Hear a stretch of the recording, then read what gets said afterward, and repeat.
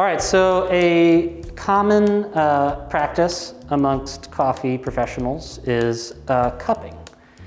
And we get this question a lot from customers. What is cupping? What does it involve? Why do you do it? So I'm gonna show you first what cupping is, why we do it, and show you how you could set up a cupping at home, even if you don't have specialized equipment. So essentially, cupping is a sensory analysis method. It's a way of analyzing the sensory characteristics of a certain coffee. And it has a very specific protocol and methodology. In a basic form, it's just a way to brew coffee very simply and be able to taste it. It's a great method for when you want to taste coffees, several coffees side by side. So it's very useful in, say, a coffee producer, exporter, or importer tasting samples of coffee and grading coffee or determining what coffee to purchase. You may be tasting several options at once. If you're trying to brew those coffees all at the same time, you're gonna have to have multiple brewing machines or an octopus arms and doing lots of pour overs. And that's just not repeatable, and it's difficult to do. So this method is very universally easy to do with a few widely available tools. So I'm going to walk you through what those tools are. Many professionals are going to use specific tools designed just for cupping. These two cups, you're either going to see a bowl-shaped cup, usually ceramic, or a glass. And you can use any little bowl or glass you want. Ideal size is about a 6 to 8 ounce in size, but a lot of people just might have a coffee mug. Typical standard size for a coffee mug in the US is 12 ounces. So we're just kind of double everything for that 12 ounce. These are 6 ounce rocks glass and a little 6 ounce. And this is just, you can get at a kitchen supply store, a little kind of I wouldn't say a ramekin necessarily, but it's a little ingredient dish, or bouillon bowl, I believe is what they call that. And then they make like specific crafted vessels just for cupping that you can find different places online. And then a cupping spoon. So this is my favorite type. It's called, it's from Brewista. And this is their cupping spoon, and it's just got a really great balance and weight to it. And what's important about a cupping spoon is that it's got this nice deep bowl. So it's great for grabbing a sample of the coffee and slurping it in is what we normally do in cupping. But you might also just have, a cheaper, stamped out soup spoon, which can also work, but it's got a much shallower bowl and a little harder to slurp from. And then this is just a tablespoon. I'm going to show you some ways to measure out the coffee if you don't have a scale. So a scale is very useful to have if you really want to kind of upgrade your coffee brewing. This is one by OXO. This has been one of my favorites recently. This is their brew scale. It's got a timer on one side and then the scale unit weight on the other side. So you can be timing and weighing your brews. Got a little heat pad. I'm not getting anything from OXO here, just I like this scale, and it's a nice affordable one on the market that works really well and looks really good. If you don't have a scale in the kitchen, man, scales come in handy for everything in the kitchen, not just brewing coffee.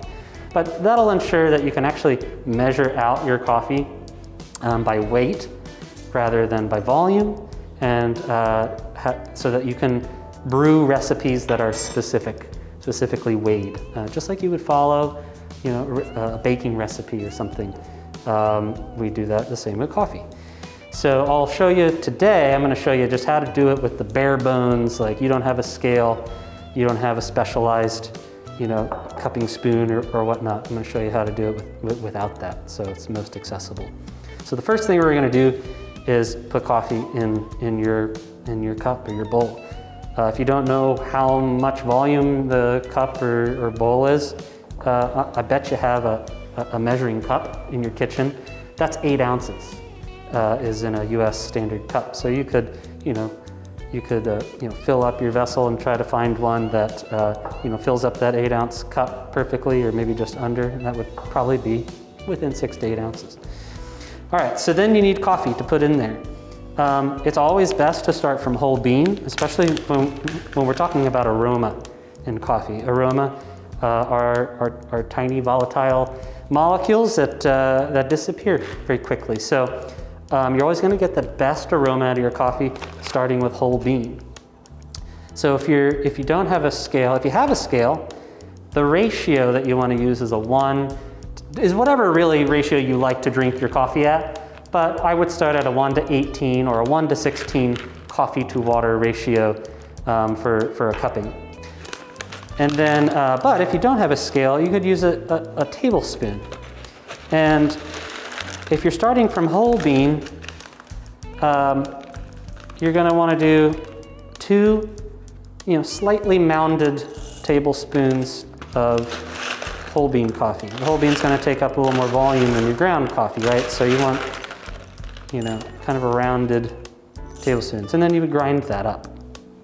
If you don't have a grinder and you're using pre-ground coffee, then if you're using a light roast coffee like I am right now, it's going to take up less space in the bowl as opposed to a dark roast coffee.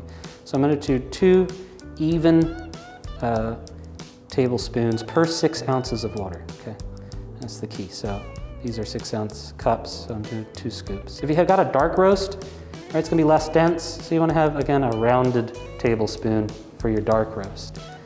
And then something in between for a medium. Since this is a 12-ounce mug here, I'm gonna do 4 scoops, right? So that's roughly, I measured this out earlier with this coffee and this tablespoon. That's roughly 12 to 13 grams of coffee in these 6-ounce bowls for those 2 scoops. All right, so now we got our coffee. At this point, if you freshly grind it, you can stick your nose in there, and I'm not going to grind this one right now, but you can stick your nose in there and get all those wonderful aromas that are escaping the bean when you freshly grind it. Pre-ground coffee, it's still gonna have some aroma there if it was freshly roasted and packaged, but it's not gonna be as intense as freshly ground coffee. So once you have your coffee in the bowl, then you need hot water. Okay, we use water at about 200 degrees Fahrenheit, same as you would for any brewing style. If you don't have a thermometer or a variable temperature electric kettle, such as this one, you just boil water and let it rest for about 3 to 5 minutes, and it should be a good temperature to use. So I have a little timer. We all have probably a timer in the kitchen or on your phone. So I'm gonna set a timer. I'm gonna start pouring. And the point is to get all of the coffee grounds saturated, no dry clumps. And you just wanna fill that pretty much right up to the rim without overflowing. Okay, and again, we'll do it here in this standard issue coffee mug.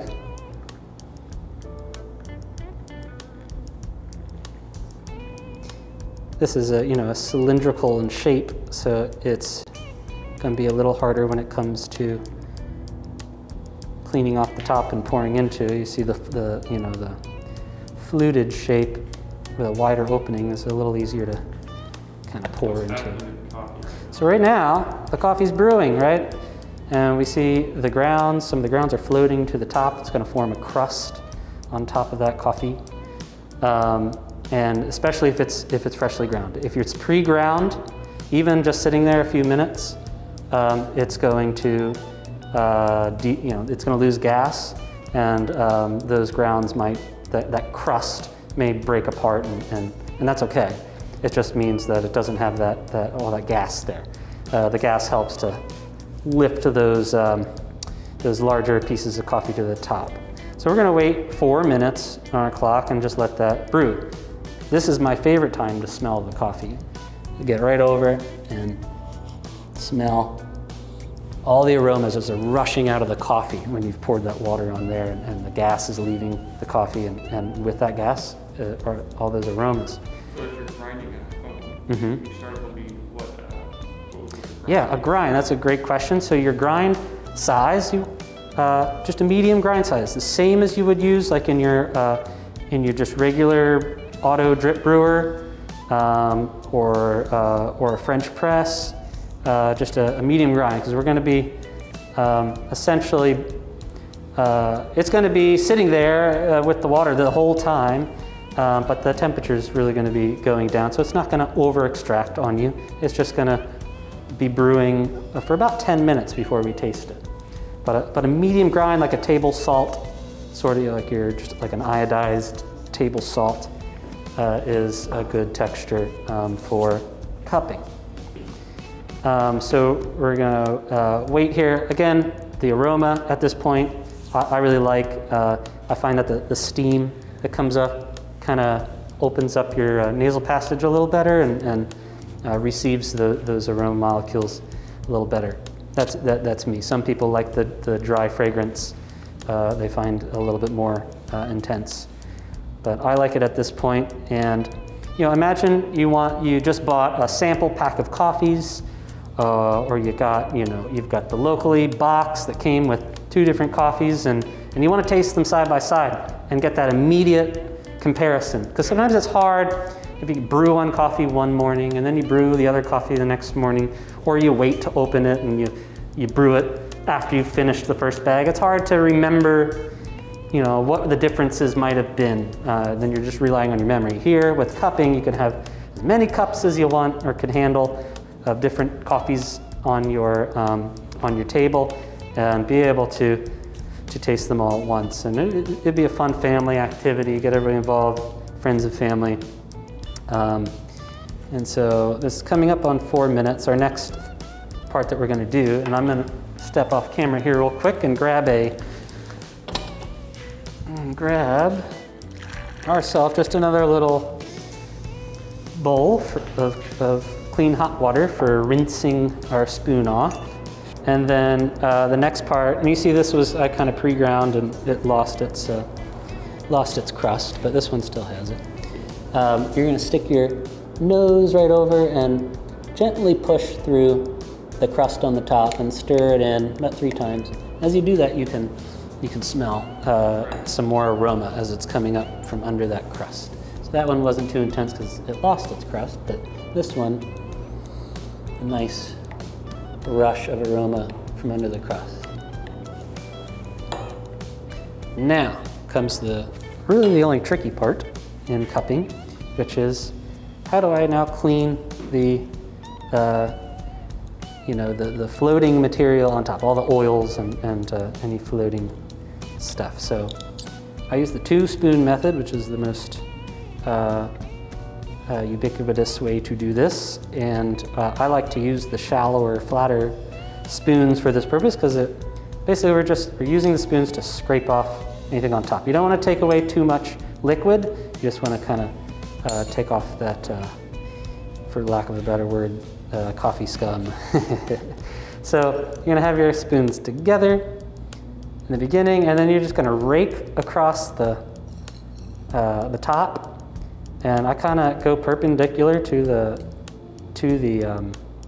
water here, or to the coffee, because I don't want to scoop in any liquid. I just want to catch the stuff floating on top. And so I just follow the outer rim of the cup, and then I lift off the floaty stuff again. And my spoons are never coming untouched. They're always sticking together. If you didn't get all of it on the first pass, you can give it another go. Right, then you're just cleaning the top so that when you go then to use your cupping spoon to take a sample of that coffee, you don't have any tasteless oils sitting there on the top, getting on your tongue. So I like to let this cool off for about 10 minutes. 10 minutes from when I started the timer. And so you don't burn your tongue, right? So you can see you don't necessarily need real fancy equipment. I mean, it's really just any sort of vessel. It does help to have a scale if you want to be exact. But if you don't, just use the tablespoon method as I showed you. Remind the ratio for cupping. Yeah, so for cupping, the actual standard protocol that's used worldwide is a 1:18 ratio. If you've got a bowl that you can fit 200 milliliters of water in, just divide that by 18, you get 11 or so.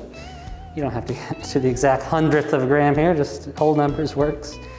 But if you don't have that, then again, you can use the tablespoon method. Now we are at 10 minutes.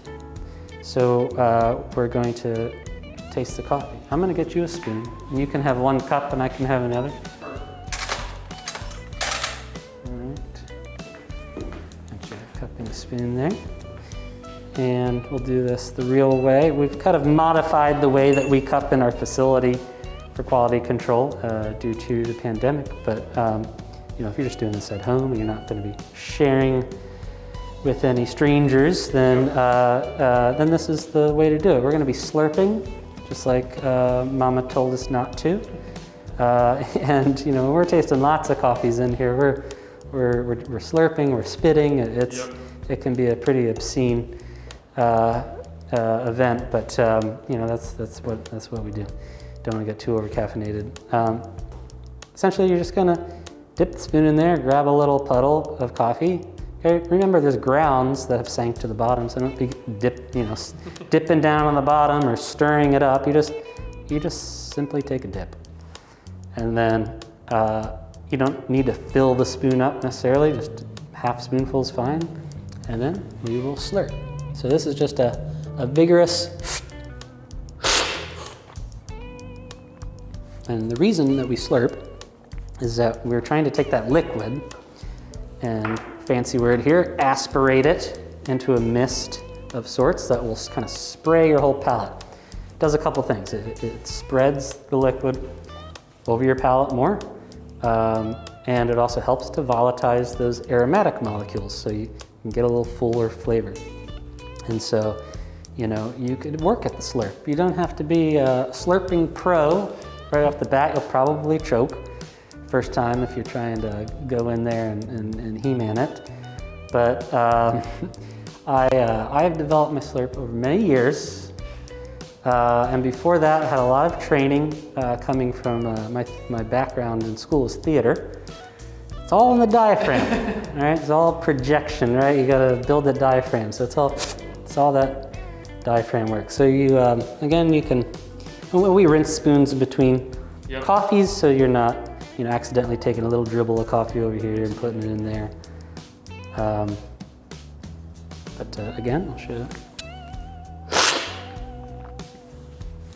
And then what do you do when the coffee's in your mouth? Well, just taste it, like you would taste anything, right? I like to hold it in my mouth a little longer and swish it around side to side and push it up towards the roof of my mouth and just use the tongue for what your tongue is built for, tasting the sensations that are there, the sour and the bitter and the sweet, and then your nose is doing all the work of receiving the aromas, and put those two things together, and you've got flavors like blueberry or chocolate or honey or whatever it is that coffee may be expressing. So that is that. I'll wrap up showing you how to clean up. It can be a little messy. You've got grounds in there. You don't want to just dump them into your sink or drain. So you could either carefully decant off any extra liquid. You could drink the whole cup with the spoon if you want. One thing that Emilio down at the farm does every cupping session, his favorite cup on the table he'll take and then just drink from the top of it. Of course, you got to be a little careful as you get down towards the bottom where the grounds are, but that's totally doable. This is just a really rudimentary way to brew a cup of coffee. It's unfiltered. It's just let the grounds settle, kind of similar to like a Turkish coffee type format here. And then to clean it up though, we usually give everything a stir, get those grounds lifted up, and then we pour it through a sieve so that we collect the grounds, and so we're not dumping those in clogging up our drain. And then the grounds are great for composting, or just throwing them, tossing them in the garden as is fine too. It'll add some nitrogen, but not overly nitrogenate, because it's already a dried substance. But add it to your compost, add it to your garden. Both of those things love the grounds. Fantastic. Yeah. Perfect.